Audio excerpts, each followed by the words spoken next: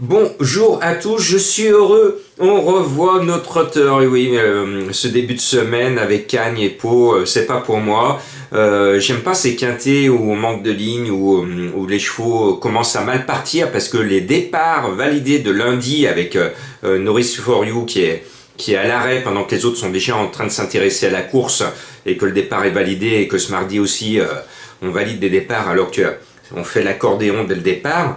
Je me dis qu'à la limite, il faudra mettre des boîtes de départ comme en plat pour que les départs en obstacle soient réguliers, parce que certains jockeys laissent toutes les chances de leur cheval dès le départ. Donc ce n'est pas normal. Bon, c'était un petit coup de gueule que je fais toujours avec un peu de sourire. Bon, on retourne à Vincennes avec un lot extraordinaire qui est beau. On devrait revoir la tête du caissier, mais attention, il y a une bombe au départ. On va la retrouver dans ma sélection. Bon, vous savez, on est allé à Cagnes. Eh bien, je suis revenu du Cagnes avec Ciel d'Azur, le numéro 1. C'est un cheval qui est en plein boom, confié à Franck Nivard. Il part devant, il est en retard de gain. Il ne peut pas être mieux que maintenant. Je me pose pas de questions, je le mets en tête. Allez Francky, c'est bon. Et puis le 14, eh ben, c'est le casse-tête chinois. Il y a 3 Bazirs, Diana Berry, et oui, c'est JMB qui est dessus, et avec lui, oui, c'est premier ou distancé. Vous avez bien appris votre leçon, c'est bien. Alors, je la mets, mais ne la prenez surtout pas en base. Et puis après, je préfère vous recommander beaucoup plus chaudement le 16 Dream de Lasserie. C'est un cheval que j'aime bien, c'est son meilleur engagement de l'hiver. Il est mignon tout plein, il est au top. Il a été chouchouté à l'écurie, donc lui, il va être là, vous ne posez pas de questions, vous pouvez vous appuyer sur lui. Le 16 Dream de Lasserie rêve, pourquoi pas, de gagner ses courses, il en a largement les moyens, mais j'ai joué un cheval de devant pour le battre. Et puis des 3 Bazirs finalement, le plus certain à l'arrivée, et il sera sûr dans les 5, c'est Crusoe d'Anama le 10. Depuis cet été, c'est la révélation des quintés. Il avait été distancé très sévèrement d'un quintet gagnant. Et puis depuis, il se donne toujours à fond, il est mignon tout plein. Et lui, il ne sait pas faire de faute. Il est sage comme une image. Eh bien, je vais lui donner un bon point à ce Crusoe d'Anama. Et il va essayer d'être à l'arrivée tout seul, Crusoe, sur le poteau. Chiche, pourquoi pas, il en a les moyens. Et puis, voilà, vous mettez une balle, 2 balles, top. Non, pas 2 balles, une seule balle. Vous en mettez une, vous tournez et Black Jack From, il est là, au secours. C'est le numéro 11, c'est le jumeau astral d'Alinéa. La dernière fois, récemment, je l'ai vu courir, il n'arrivait pas à mettre un sabot devant l'autre. Et 2 fois, il se mélange les pinceaux et c'est parti. Le frère astral d'Alinéa. Voilà. Alors vous allez me dire pourquoi je le mets. Alors bon, je pense que j'ai pris ma boule de cristal et j'ai demandé à Madame Irma, alors, est-ce que cette fois, Black Jack From va être à l'arrivée? Alors elle a regardé, elle a fait tourner et tout.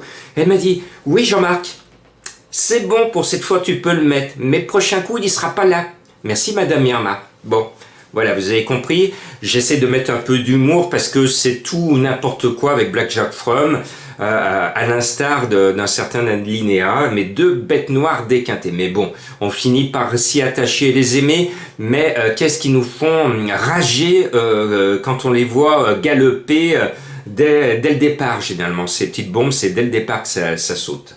Bon, mon coup de cœur, lui, est à 16 contre 1, je le sens bien. C'est le 7 Comtesse du Clos. C'est la 2e meilleure chance du premier poteau. L'entourage est confiant, le cheval est bien. Bon, il est barré, hein, Comtesse du Clos, ce n'est pas une championne. Mais sur sa forme, elle devrait pouvoir s'immiscer dans les 5 premiers sans trop de difficultés. Et je sais que JMB est encore confiant avec Dostoïevski, le numéro 15. Mais dans mes jumelles, hein, quand je l'ai regardé l'autre fois, il était pas beau hein, pour moi. J'ai l'impression que c'est un cheval qui est bon, il est super bon. Mais quand il a décidé de ne pas y aller, et l'autre jour, j'ai vu qu'il n'avait pas envie. Au moment où la course devait se décanter pour lui, il a dit non. il a dit non. Et ça, c'est pas bon signe quand un cheval dit non. Quand un cheval qui est au top dit non à son driver, ça veut dire que c'est compliqué. Et donc Dostoïevski, c'est vraiment le favori douteux. Mais bon, s'il est bien décidé, il sera là. Et puis il y en a un qui a la poisse. Alors lui, la poisse lui colle à la peau et c'est dommage parce que c'est un cheval mignon tout plein qui se donne toujours à fond, à fond, à fond, mais il lui arrive toujours un problème. C'est comme Calimero, c'est vraiment trop injuste.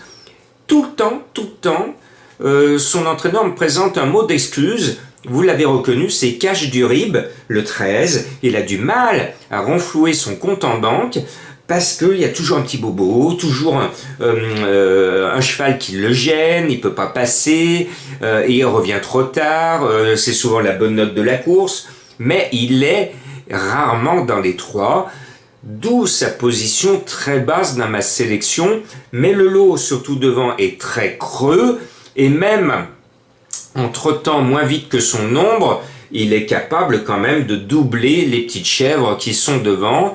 Et il y a plein de petites chèvres, sauf les 2 qui sont dans ma sélection qui partent au premier échelon. Voilà, et puis je termine avec un petit cadeau Noël pour ceux qui veulent s'abonner en ce moment au Prono du Cœur. On a décidé, vu cette période de crise avec Julien, que je salue, qui est pronostiqueur de foot et qui anime le site des Pronos du Cœur, on a décidé de vous offrir un report d'abonnement au mois de janvier. Donc vous pouvez vous abonner en ce mois de décembre en ce moment et vous ne payerez qu'en janvier pour que vous ayez les moyens de faire un petit cadeau à ceux que vous aimez. Et n'oubliez pas la cagnotte de Lucas, on va lancer très prochainement d'autres appels au secours. En ce moment, il y a encore Lucas, ne l'oubliez pas, il faut grossir sa petite tirelire pour financer ses soins qui coûtent beaucoup d'argent et son matériel qui est très très coûteux. Tout n'est pas remboursé par la sécurité sociale, notamment tout ce qui se fait à l'étranger. Bonne chance!